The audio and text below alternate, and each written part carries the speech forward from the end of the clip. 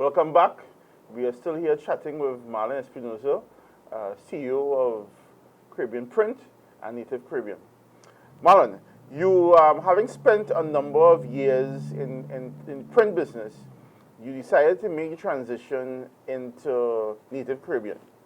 And Native Caribbean is in the theater arts.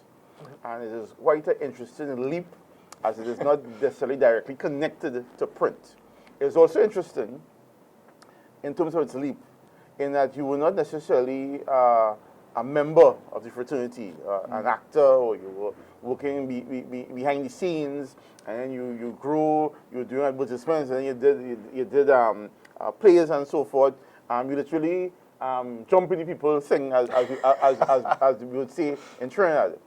What was the opportunity that you saw when you decided to jump in the people thing?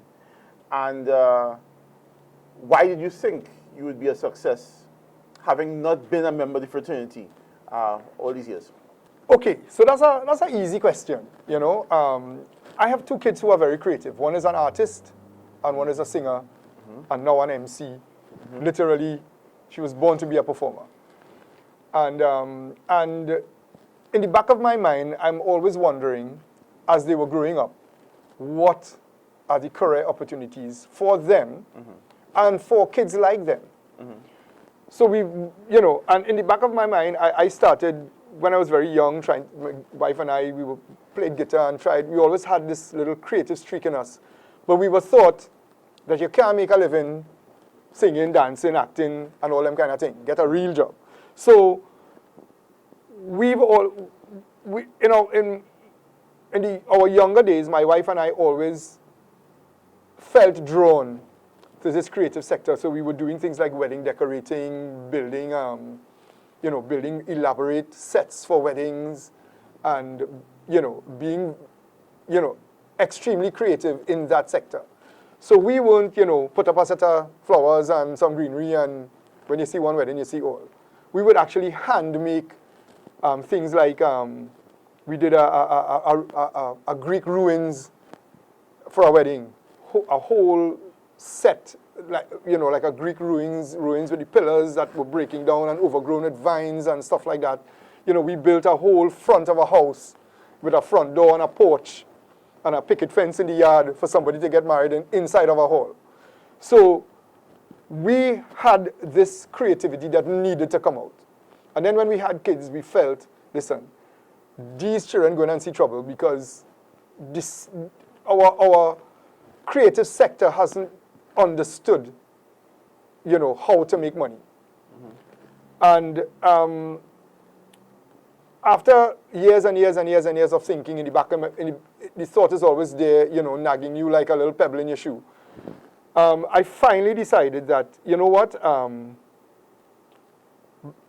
we need to do something that allows kids to express their creativity without any sort of financial constraint.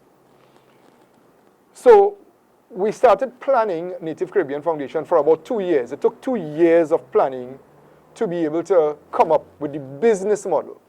So I knew nothing about singing, dancing, acting, costumes, anything like that.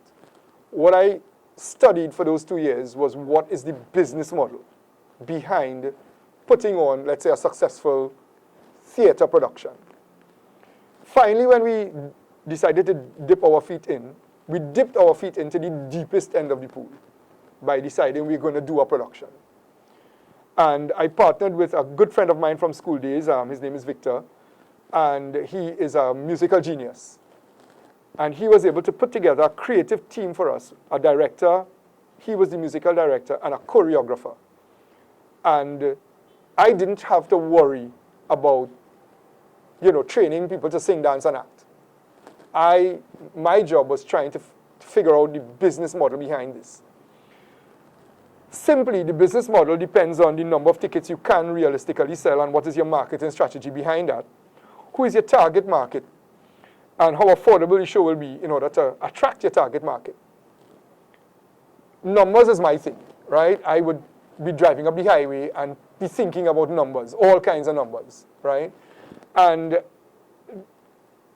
understanding that there are thousands of children in the school system, we decided that the philosophy of the organization has to be where we put school children on the stage, giving them that opportunity, and then we put school children in the audience so that they could understand what a live show is and not a cinema show. So we were competing with cinema. We decided on a price of $40 per show. And of course, everybody said, you're not going to make money, right? And then we decided on a marketing strategy, which involved finding out how many schools there are in Trinidad, the name, the address, the phone number, the email address, the principal name, whatever, and compiling that data so that we could directly market to the schools. And then we chose a play. We bought a production out of the US from an organization there that sells theater productions designed for that age demographic, that 6 to 19-year-old demographic. And long story short, we put on the production, and it was a huge success. Now, we do things like we have a computerized budget, right? It's a budget on a spreadsheet where if you change a cent, the bottom line changes. Then we have a ticketing system where you have the number of tickets that are available per show, how many are sold, how many balance, what's the dollar value of the tickets you sell, what's the dollar value of the tickets that weren't sold, and so on and so on. So everything is there. But what we also did was we found a group of young people who were also invested in understanding that business model and understanding the operation manual then of the entire organization. So it wasn't built so that Marlon Espinoza, the CEO, would be running the stuff. It was built so that the young people would understand what I have in my mind and then be able to execute. So we have a young team of people who just build the set, work backstage. There's a young man, his name is Hosea, and he was my admin assistant. And really and truly, he was doing more work than the CEO because he's bright, he's willing. We have a funny story about him. He turned up at my office one day and said, I just come to visit all you. And I said, fine, you can line with us. That was a Friday. And then Monday morning, he turned up and said, I just come to help all you in the office. And then Tuesday morning, he turned up. And then Wednesday, he turned up. And then Thursday, and then Friday. And he was just doing all the work in the printry and anything, whatever. And Friday now, I tell Jenny, I said, did you hire Hosea? And she said, no, I thought you hired him. And then my office manager said, well, I thought one all you hire him. So then we said, well, you fella working, we need to pay him, So we paid him a little stipend. And he showed up, well, this was during the August holidays, and he showed up every week for work for 8 weeks and got paid. Mm-hmm. So forever, he'll be known as the guy who hired himself into a job. Mm-hmm. And he would sit behind the computer, research, write letters. I just have to tell him, listen, we're looking for a contract, a talent release form. And he would research it and download about 5 different forms and put it together and say, Uncle Marlon, what do you think about this? And that is what we inspired in young people. There was a young lady who didn't want to come to auditions. Her mother forced her. And she was vexed. And we gave her a part, and she was doing the part really well. But she wouldn't speak to me. For whatever reason, she was intimidated by me. And I would pass and tell her, girl, who ran flop your hair? And she would just look at me like stranger danger, right? And then after the show, the last show, she was going into her car with her mom. And I called her and I said, you're going on here and tell Uncle Marlon you're going? And this child ran across the car park and hugged me up and cry, went down on my shirt. And I thinking somebody do the child something. And I telling her mother, what wrong? And she said, no, she just thought that when she leave tonight, she wasn't going to see her again. Mm-hmm. And the organization, again, was built around young people. Not to put on a show. Putting on a show is not what we do. Putting on a show is just something that we do. But what we do is inspire them to pursue the things that they love. Mm-hmm. I tell people we get the best kids in theater. They don't fight. They don't cuss. They don't quarrel. If you see them rolling on the ground and playing 18-year-old rolling on the ground with 5-year-old and like all of them in the same school, in the same class, mm-hmm. right? The bond that they have is amazing. You have to see it to understand what I'm talking about. So again, we built an organization that was built for them, and it was built with them. Mm-hmm.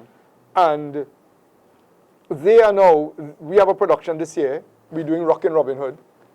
And the ones who have aged out, have passed 18 years old, all want to come back and build set and work and admin and help with auditions and help with rehearsals. They are coming back.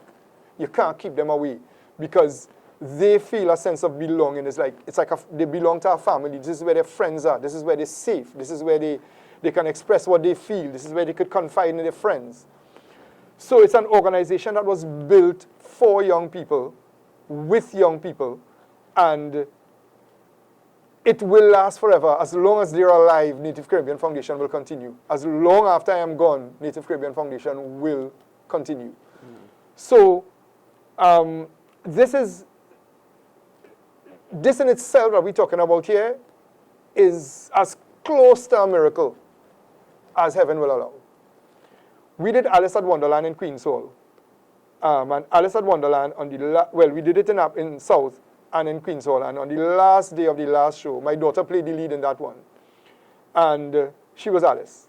And when she was singing the last song, I heard her voice like it was kind of, breaking a little bit because like she was crying.